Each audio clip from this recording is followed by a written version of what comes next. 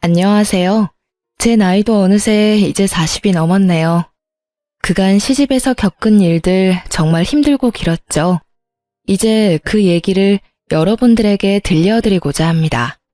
남편과 저는 취미 활동을 하는 온라인 카페에서 알게 되었고, 그 오프라인 모임에서 처음 얼굴을 보게 되었답니다.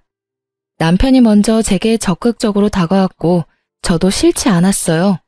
남편의 성격은 호방하고 놀기도 좋아하며 재주도 많은 사람이었죠. 기타를 잘 다루고 노래도 잘했답니다. 음악을 좋아하는 저는 남편의 그런 점이 참 마음에 들었어요. 그런데 아무리 좋아도 싫은 조건이 있더군요. 남편은 세상 여자들이 모두 기피한다는 홀어머니의 외아들이었어요. 그것도 위로 누나가 셋이나 있는 사람이었죠. 누나들이 모두 잘나가는 커리어 우먼들이라지요. 시아버지는 남편이 중학교 때 돌아가셨다고 들었어요. 가정에 그다지 관심이 없는 분이었고 술과 담배 그리고 여흥을 좋아하셨던 분이라고 하더군요. 재계에서 알아주는 사람이었지만 막판에는 결국 파산을 하셨다고 했어요. 그래서 시어머니가 이를 악물고 돈을 벌었다고 하더군요. 근데 얼마나 악바리로 모으셨는지 남편이 30살쯤 되던 해에는 서울 신촌에 5층짜리 건물을 짓게 되었을 정도로 재산을 모았다는 것이었어요. 시어머니는 게다가 오로지 아들밖에 모르는 사람이라죠. 시어머니가 38세에 낳은 아들이라 얼마나 귀엽게만 키웠을지 짐작이 가더군요. 연애한 지 1년 만에 결혼 이야기가 나왔지만 선뜻 결정이 안 섰어요. 우리가 결혼할 때쯤 시어머니의 나이는 이미 70이 가까웠죠. 비교적 늦게 며느리를 맡게 된 시집에서는 며느리가 어머니를 모시며 같이 살 것을 기정사실화하고 있더라고요. 남편도 그랬고요. 정말 발이 안 떨어지더군요. 제일 걱정거리는 아버지가 일찍 돌아가셨기에 남자가 가정에서 해야 하는 역할에 대한 롤모델이 없다는 것이었어요. 저희 친정은 부유하지는 않지만 단란한 집안이었어요. 아버지가 반듯하시고 엄마도 자애로우셨죠. 그러니까 각자가 가정에서 맡아야 할 역할을 모두 잘하는 그런 집안이었어요. 이런 친정에서 살다가 남편의 적극적인 구애로 영 다른 환경으로 시집을 가게 된 저. 이제 저의 그 험난한 시집살이를 여러분께 낱낱이 들려드릴게요. 시어머니 소유 5층 건물에는 다양한 상가가 입주해 있었는데 그 중에 1층에서 시어머니가 식당을 크게 하고 있었어요. 건물 5층에는 살림집과 사무실이 함께 있었는데 남편이 그 사무실을 차지하고 사업을 하고 있었고요. 시집살이 며칠 만에 벌써 제 심기가 불편한 일이 벌어졌죠. 너는 참 살림을 잘하는구나. 우리 딸들은 영 살림하고는 거리가 멀어. 하긴 걔들이야 공부만 했으니까. 나도 일하면서도 딸들 일 안 시켰어. 참 묘한 뉘앙스가 풍기는 시어머니의 말이었어요. 그러니까 우리 엄마는 저를 살림에 부려먹었다는 건가요? 그리고 시누이들은 공부만 했고 저는 일만 했다는 말로도 들리더라고요. 저도 대학을 나온 사람이었어요. 그냥 살림 참 잘하는구나 까지만 했으면 얼마나 좋았겠어요. 이 말은 저에 대한 말일 뿐만 아니라 우리 부모님에 대한 말이기도 했죠. 기분이 참 나빴답니다. 한마디 할 수밖에 없었죠.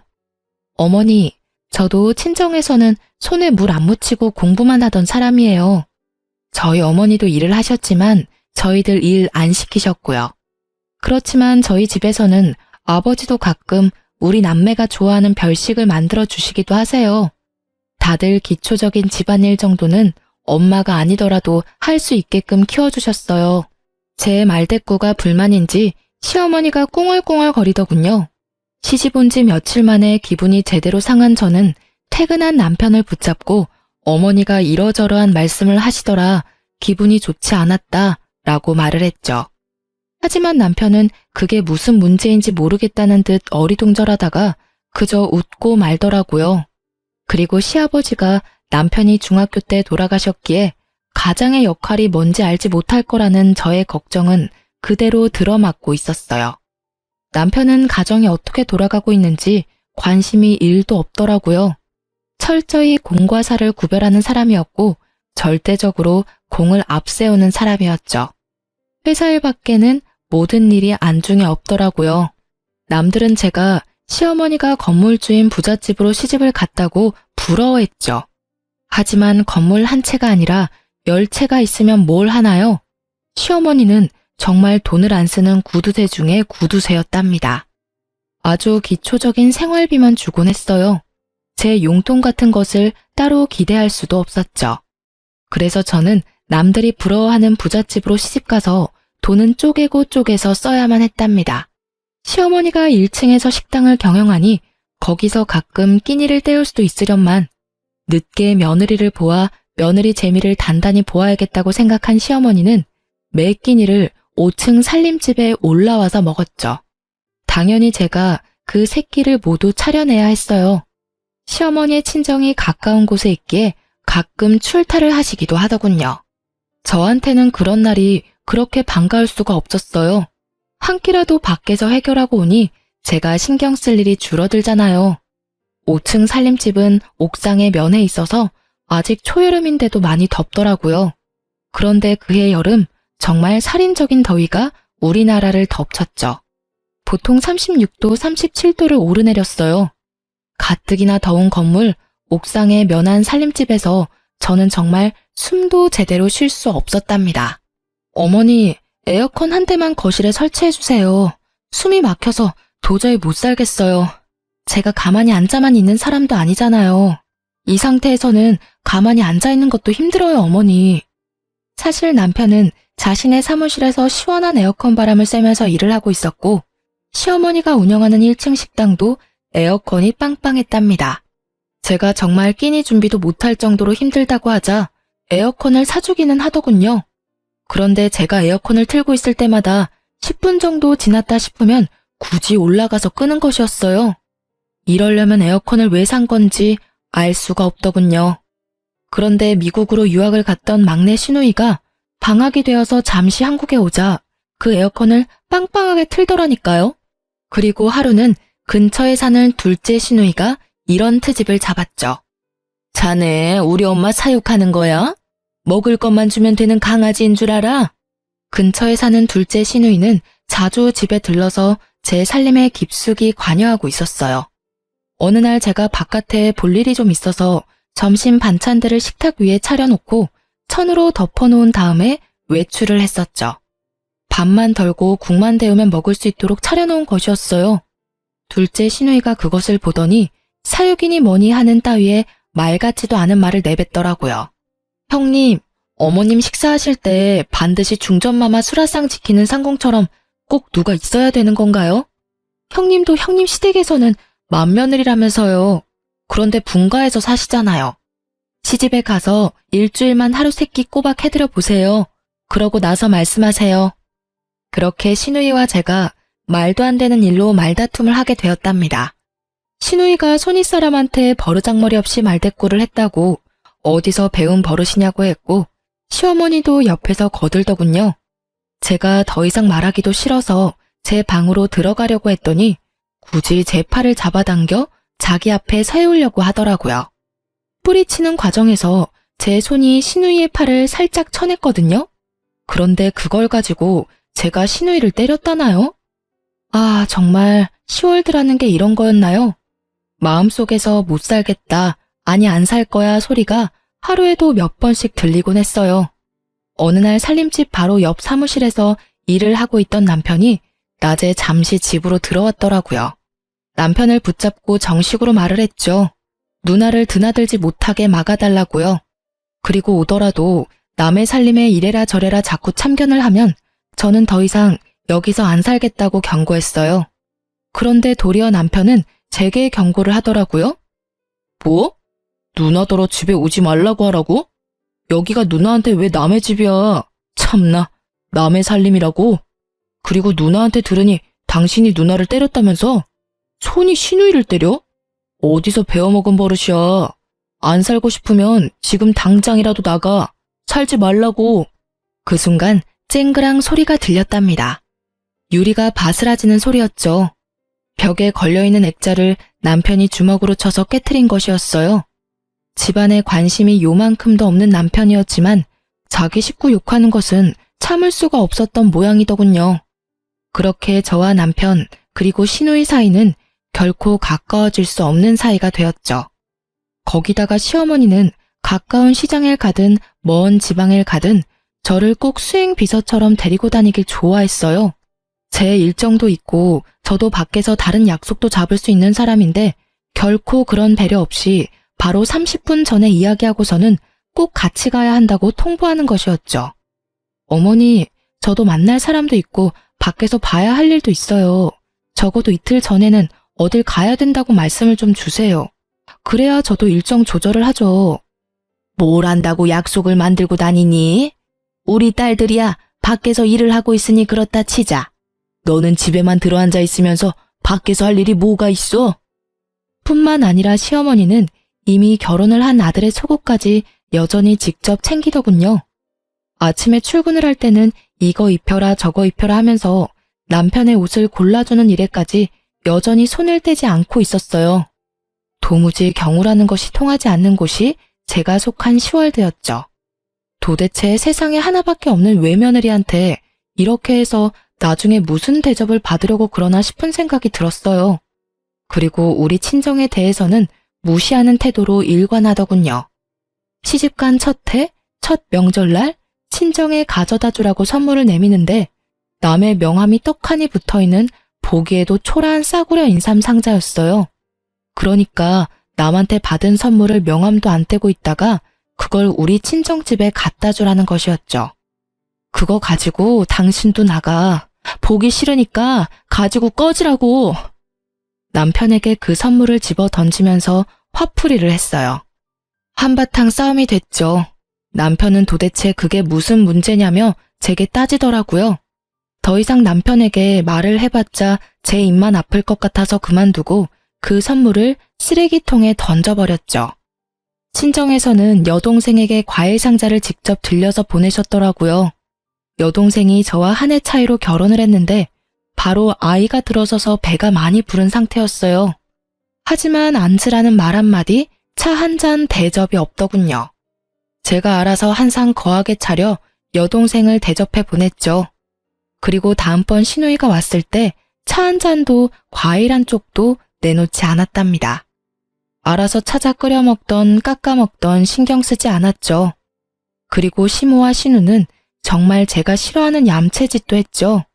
친정엄마가 저 힘들다고 이것저것 해주신 밑반찬을 시모가 말도 없이 시누이한테 가져가라며 챙겨주더라고요. 정말 때려주고 싶도록 밉더군요. 엄마, 이제부터는 절대로 우리 집에 보낼 반찬 만들지 마. 시누이인지 뭔지가 다 가져다 먹는단 말이야. 엄마가 얼마나 없는 시간 내서 정성 들여 만든 건데 나 아깝고 분해 죽겠어. 친정엄마는 좀 더 많이 만들어 보내주시겠다고 했지만 제가 굳이 하지 말라고 했죠. 이혼이라는 단어가 머릿속에 왔다 갔다 하기 시작했어요. 물론 그렇게 된 데에는 남편의 태도도 한몫했답니다. 도대체 그 회사는 일은 안 하고 회식만 하는지 매일 회식을 핑계 삼아 술이 머리 꼭대기까지 차서 귀가하는 것이었어요. 귀가하는 시간도 밤 12시를 넘기는 것은 기본이고 심지어 술에 취해 건물 계단에서 자다가 관리인이 떠엎고 들어오는 일도 부지기수였답니다. 건물에 입주해 있는 상가 상인들이 남편에 대해서 알코올 중독자니 뭐니 하는 소리들을 입에 담고 있었죠. 그런데 남편에게는 그런 소리도 들리지 않는 것 같았죠. 정말 남보기에도 창피했어요. 그런 남편에게 정말 정식으로 제 입장을 이야기해야겠다고 생각하고 오늘은 제발 일찍 들어오라고 부탁했죠. 밤 10시에 귀가했더라고요. 이 시간이면 정말 남편으로서는 이른 귀가 시간이었답니다. 나 더 이상 못 살겠어. 나는 시어머니 모시려고 결혼한 것도 아니고 따로 살고 있는 시누이한테 살림 간섭 받을 이유도 없어. 이러려면 돈 주고 말 잘 듣는 파출부나 가정부를 부르면 될 일이었잖아. 우리 당분간 따로 있자. 나 친정에 가 있을게. 당신은 결혼이라는 것의 의미도 모르고 가정에서 남자가 어때야 하는지도 전혀 모르는 것 같아. 그저 어머니만 떠넘겨 놓고 결혼하기 전하고 전혀 다를 바 없이 사는 게 당신한텐 결혼 생활이야? 돌아가신 아버님 걸으신 길 당신이 똑같이 걷지 마.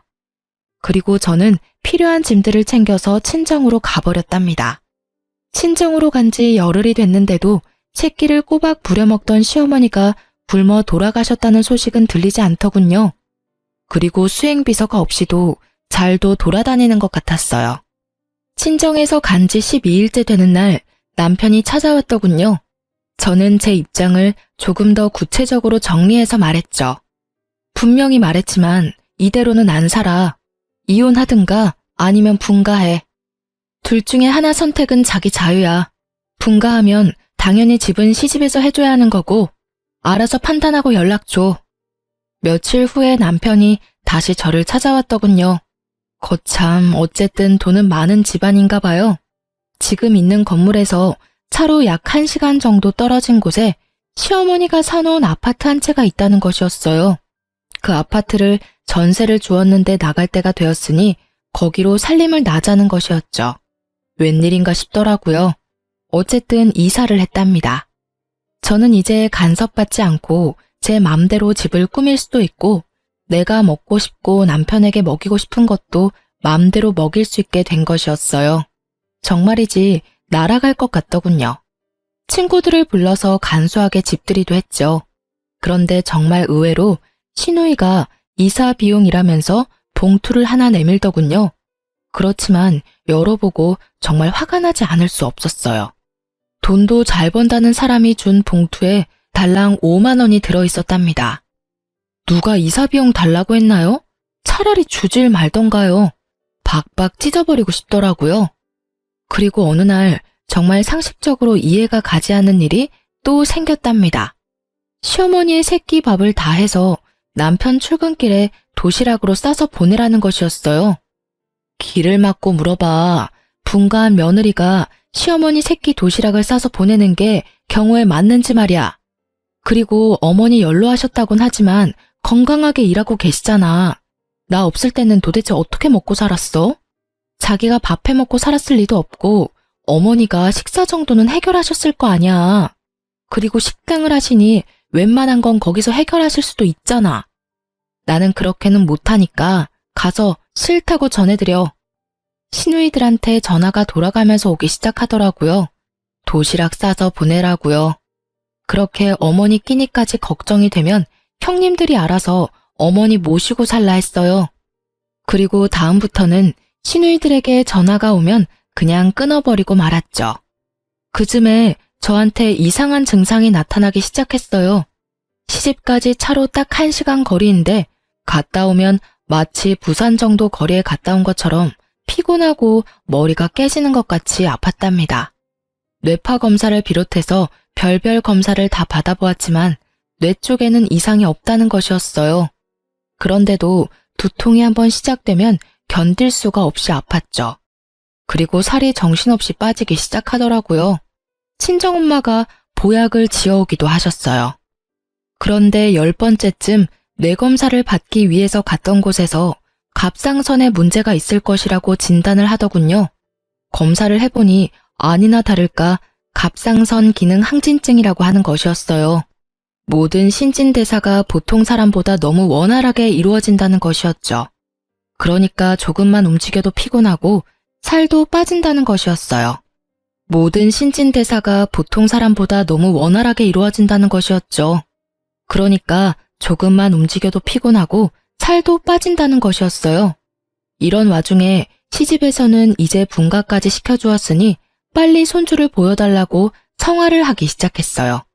외아들이니 아들을 낳아야 한다나요? 그런데 갑상선 약을 먹으면서 임신을 한다는 것이 정말 찜찜하고 의사도 권하지 않는 일이었어요. 산모에게는 신부전도 나타나고 또 태아에게는 발육부진, 조산, 사산의 위험도 크다고 하더군요. 에휴, 내 친구들이 나 들으라고 하는 소리인지 손주 자랑들을 해대는데 이건 뭐 며느리가 비실거리니 손주를 볼 수가 있어야 말이지. 아이고 내 팔자야. 늦게 본 아들이라 손주 좀 빨리 보고 싶어서 분가를 시켰는데 뭐? 무슨 병이라고? 어머니, 엄마가 마음도 몸도 건강해야 태아도 건강한 거죠. 엄마의 몸 상태나 마음 상태가 이런데 어떻게 당장 아이를 갖겠어요? 조금만 기다려 주세요. 하지만 제가 아프고 싶어서 아픈 것도 아니고 산모나 태아에게 그렇게 위험하다잖아요. 그래서 피임을 하고 약 1년을 치료를 받고는 이제는 임신도 생각해보라는 의사의 진단을 받게 되었답니다. 이제 저는 아이를 갖기 위해 노력했죠. 그런데 하늘을 봐야 별을 따죠. 이사했다고 해서 제 버릇 개 주겠어요? 아마 그런 버릇은 개도 안 받을 것 같더라고요. 역시 새벽 귀가나 아니면 아예 시집 건물에서 자고 바로 출근하는 일이 허다했어요. 자고 바로 옆 사무실로 출근을 해버리면 되니까요. 이사를 하던 해 여름이 끝나갈 무렵 태풍이 몰려오면서 많은 비를 뿌렸답니다. 우리가 사는 아파트 근처에 하천이 범람할 것이라고 대피를 준비하라는 안내방송이 밤새 계속되었고 뉴스 자막에도 하천에 범람 위험이 있다며 알려주더라고요. 하지만 남편놈은 저 혼자 집에 있는 걸 알면서도 전화 한 통 없더군요. 그렇게 위험한 상황이 지나고 난 후 저는 아예 도어락 비밀번호를 바꿔버렸어요. 그리고 아무리 문을 두드려도 열어주지 않았죠. 이런 상황인데 손주를 빨리 내놓으라니 도대체 황당하기 이를 데가 없었답니다. 정말 잘못한 걸 알아서 그러는지 아닌지 모르겠지만 잘못했다고 싹싹 빌기에 이번에만 용서해주기로 하고 문을 열어주었죠. 평생 함께 안 살 거라면 모르지만 살 거라면 이제 아이 가질 생각도 해야 된다는 것을 알아듣게 설명했어요. 알아들었는지 어쨌는지 귀가 시간이 약간 당겨졌고 그로부터 약 5개월 후에 임신을 했다는 진단을 받을 수 있었답니다. 간간히 들리던 그 도시락을 안 싸보내는 것에 대한 불만도 쏙 들어갔죠. 아이를 가지니 시집에서 저를 대하는 대접이 조금은 나아지더라고요. 그날도 사고를 고아놓았으니 가져다 먹으라는 연락을 받고 시집으로 갔죠. 시어머니와 찻잔을 마주하고 앉아서 얘기를 나누고 있었어요. 돌아가신 시아버지의 형제분으로 작은 아버지가 있었지만 그 댁에도 딸만 넷이었어요. 시어머니는 아이는 꼭 아들이어야 한다고 여러 번 강조하더군요. 참나, 그게 어디 제 마음대로 되나요? 그리고 저는 예쁜 딸이 더 좋겠다는 생각을 하고 있었답니다. 물론 시어머니에게 말은 안 했지만요. 그런데 대화 끝에 시어머니가 갑자기 좀 엉뚱한 말을 하는 것이었어요. 예, 네 시아버지 들어오실 시간 됐다. 갈비찜 좋아하신다. 얼른 좀 장만해라. 아이고, 시간이 벌써 이렇게 됐구나. 그런 건 좀 미리미리 챙겼어야지. 곧 들어오실 텐데 시간이 없지 않니? 어머니, 무슨 말씀이세요? 아버님 돌아가신 지가 거의 20년이 되어 오는데 무슨 갈비찜을 장만해요. 어머니 갑자기 왜 이러세요? 느낌이 정말 이상했어요. 그런데 시어머니가 그날은 곧 정신을 수습하더라고요. 한숨 놓았지만 다음번에 시집에 갔을 때 들은 얘기는 정말 절망적이었죠. 내 친구들하고 한강에 물놀이를 갔는데 글쎄 저쪽에서 네 남편이 둥둥 떠내려오지 않겠니? 그래서 내가 얼른 뛰어들어가서 건졌다. 갑자기 정신이 번쩍 들더라니까요. 남편에게 상황을 이야기하고는 바로 어머니를 병원에 데려가 뇌 MRI를 찍어야 했어요. 미리 조금은 예상하고 있었지만 막상 치매 진단이 나오자 가슴이 덜컥 내려앉더군요. 시누이들에게도 물론 이 소식을 다 전했죠. 말하는 것만 들을 때는 세상에서 제일 효녀들인 새 시누이가 또 시끄러워지기 시작했어요. 빨리 저희더러 다시 합가를 하라는 것이었죠.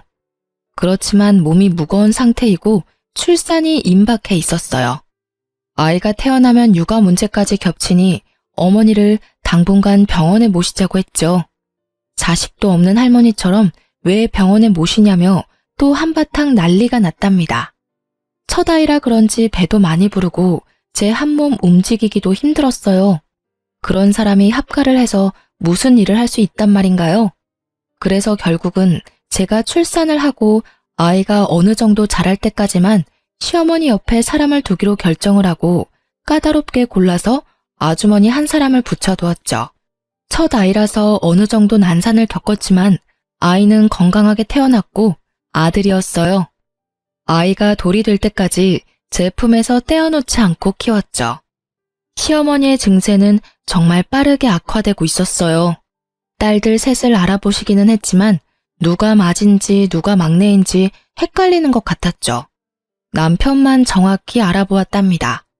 저더러는 웬 아줌마가 우리 집에 와서 뭘 훔쳐가려고 한다고 소리소리 지르는 바람에 소동이 벌어지기도 했었어요. 어느 날, 그날도 시어머니가 간병하는 아줌마더러 동서라고 부르면서 어떻게 이렇게 오랜만에 왔냐는 둥 헛소리를 한 다음 잠에 떨어진 날이었어요. 가만히 시어머니 얼굴을 바라보았답니다.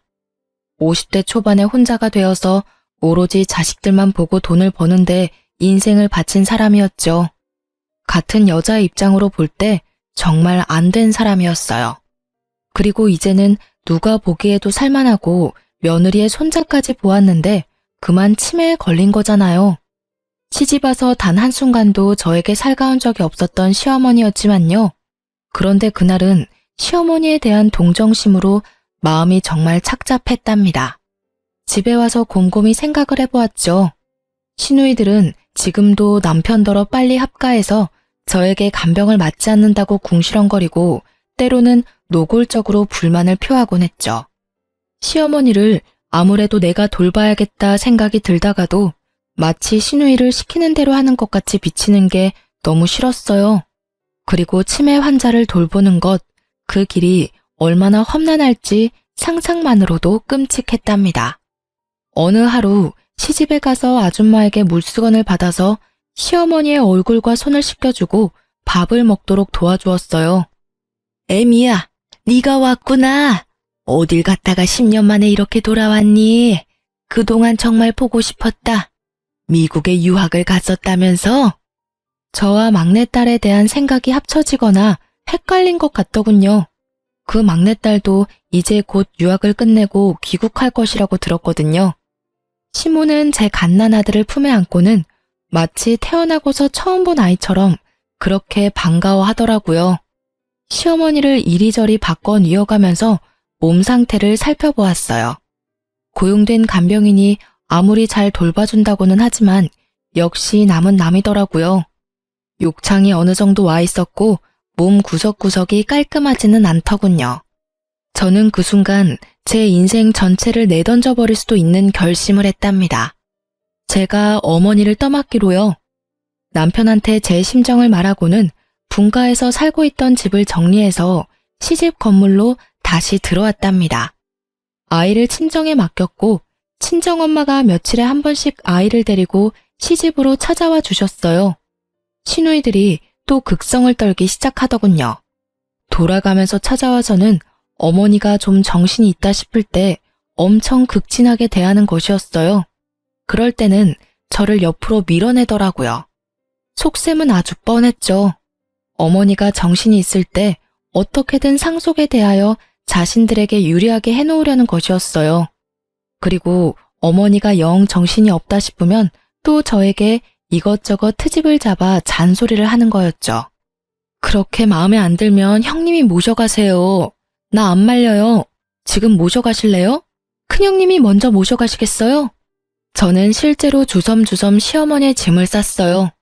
큰 시누이가 와서 하도 이건 이래라 저건 저래라 잔소리를 하기에 한번 해본 짓이었답니다. 큰 시누이가 예상대로 자신은 밖에서 일을 하는 사람이라 간병이 절대 불가능하다며 손사래를 치는 것이었죠. 돈 잘 버니 모셔다가 간병인이라도 붙여놓고 저한테 하듯 감시 감독을 하면 되지 않겠느냐고 했어요. 슬그머니 내빼더군요. 물론 시누이들이 제가 모셔야 한다고 고집을 세우기는 했지만 시누이들의 의견을 따른 것이 아니라 제 스스로 결정한 일이었어요. 그런데 스스로 결정하고 각오를 단단히 했지만 정말 쉬운 일이 아니더라고요. 네가 나 몰래 살던 아파트 다 팔아먹었다면서? 그것도 모자라서 이 집 재산 다 빼돌리려고 도로 들어왔지? 내가 네 속셈 모를 줄 아니? 인연, 어서 도로 나가거라. 시어머니는 이런 말도 자주 입에 담았어요.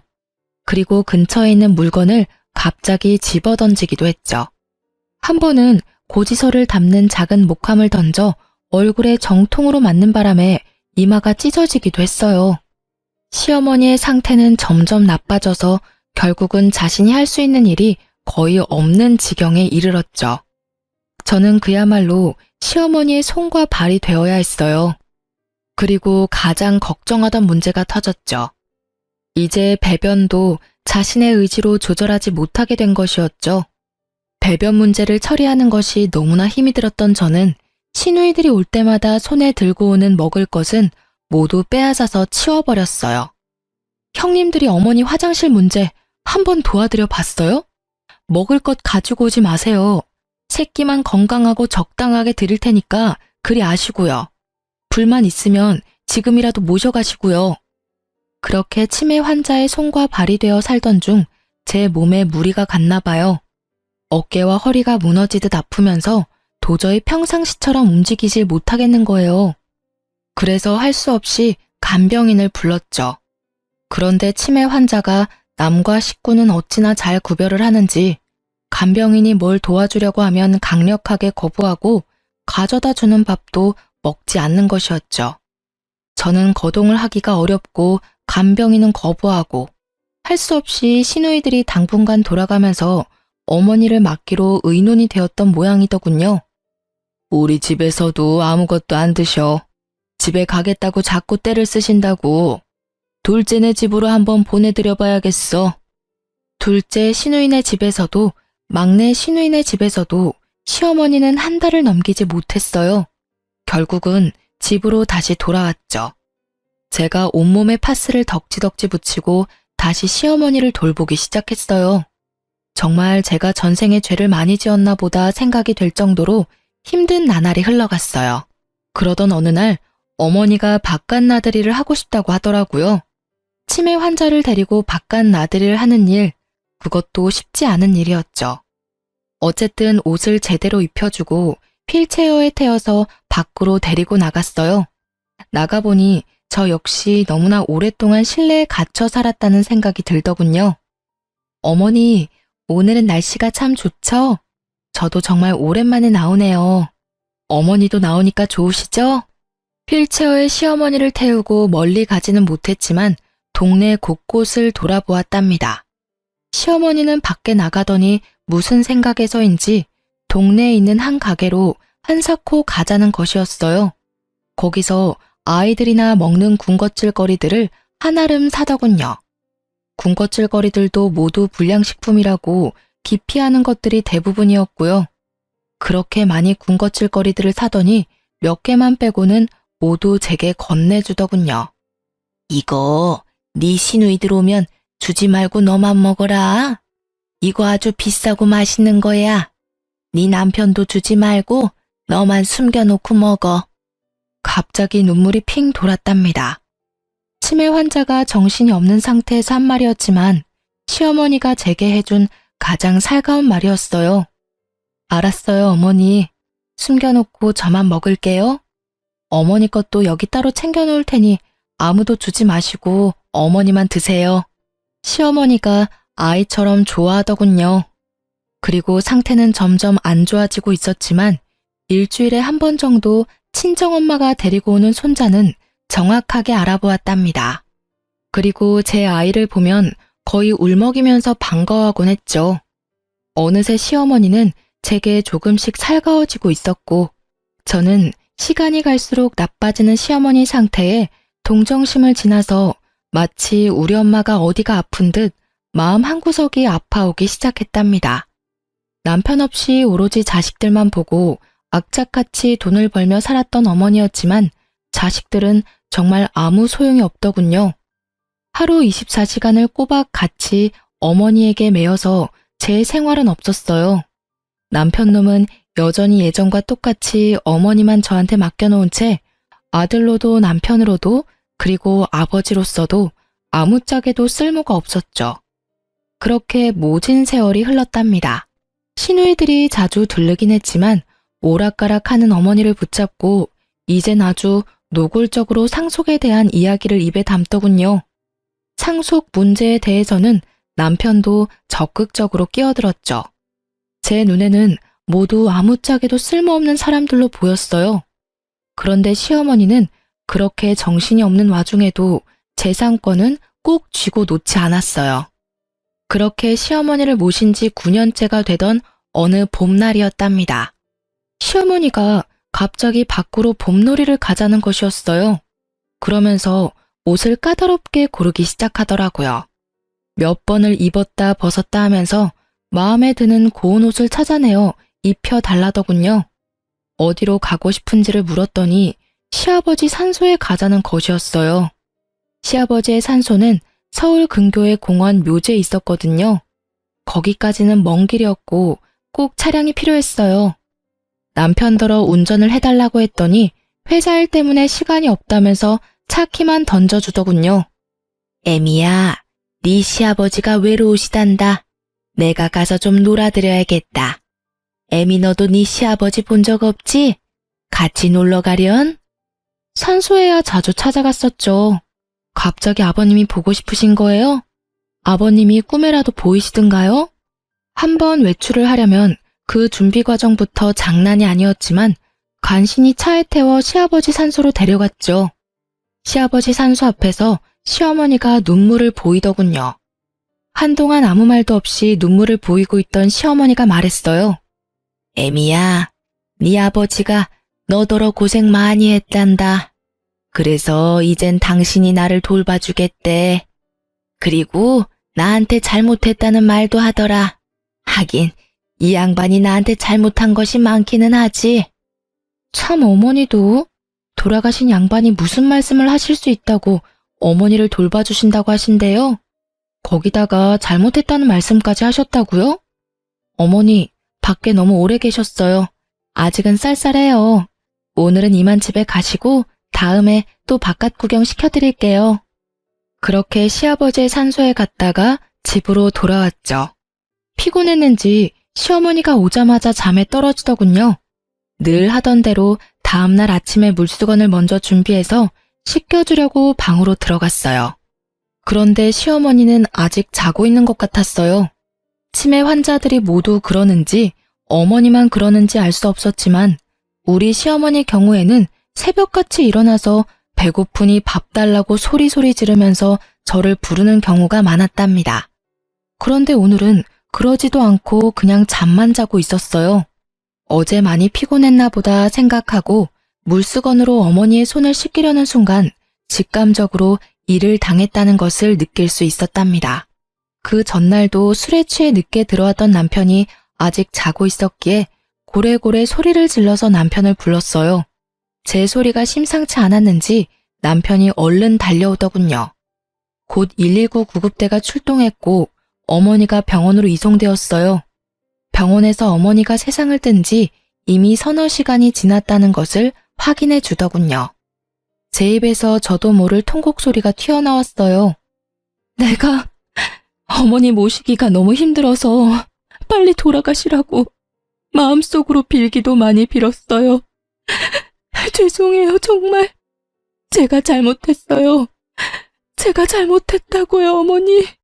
시누이들도 곧 병원으로 몰려들었고 사흘간의 작별의식이 끝난 다음 시아버지 산소에 합장시켜 주었답니다.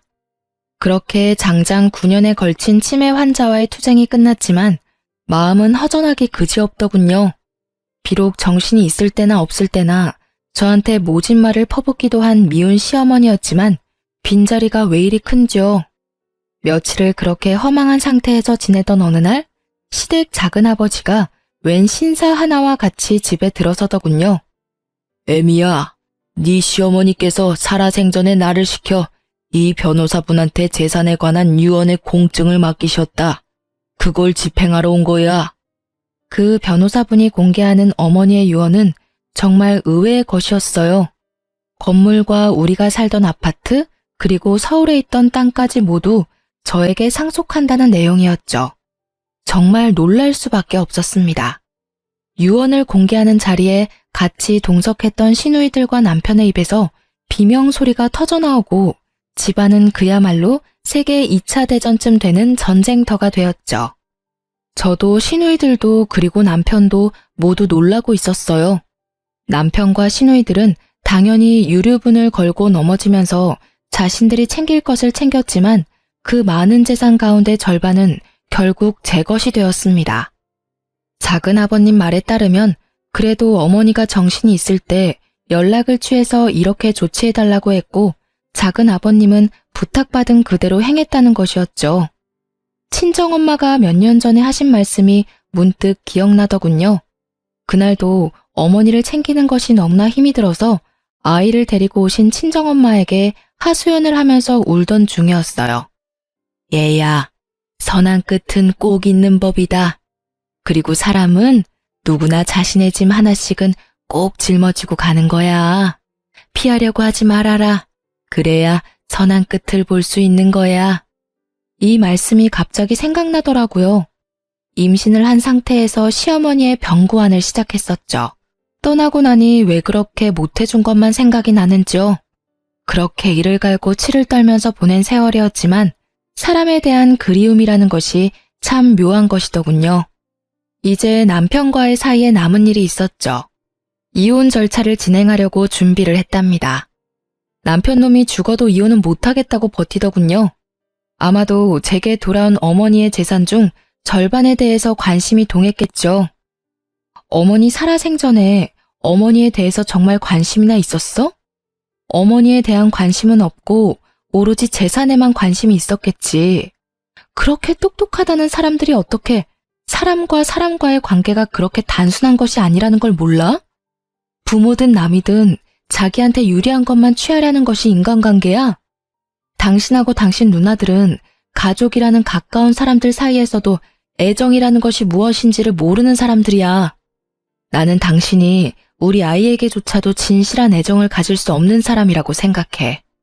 사람들이 쉽게 말하기를 아이를 봐서라도 이혼하지 말라고 하지. 그렇지만 나는 오히려 아이를 위해서 당신과 갈라서려는 거야. 사람에 대해서 진실한 애정을 가져보기를 바래. 결국은 남편이 동의하지 않아 이혼 문제는 소송으로 넘어갔죠. 저는 남편이 그간 어떻게 생활해왔는지에 대해서 건물에 입주해 있는 상인들과 동네 주민들로부터 차근차근 증언을 모았답니다. 그리고 어머니가 치매에 걸려 9년을 누워있는 동안에도 그런 생활 습관을 버리지 못했다는 것을 자세히 설명했어요. 일말의 양심은 있는지 부인하지는 못하더군요. 결국 이혼 소송에서 제가 이겼고 이제야말로 제 인생이 처음 길을 잘못 들었던 그 지점으로 다시 돌아간 것 같았답니다. 이제 제게 남은 것은 아이를 잘 키우는 일이겠죠. 친정에서 키우려고 해요.